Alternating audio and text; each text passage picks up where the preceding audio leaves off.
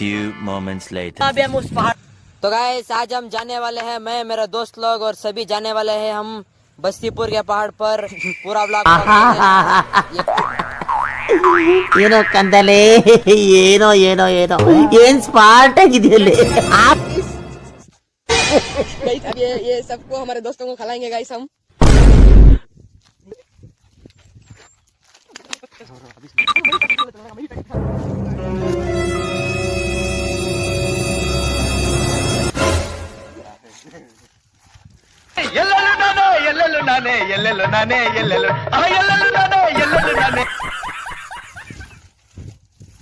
बड़ा हरामी हो बेटा।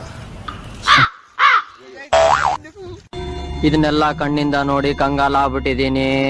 ಬೇಕಣ್ಣ ಈ ಲೋಪರ್ ನನ್ ಮಗನ್ ತಲೆ ಬೇಕೇ ಬೇಕು.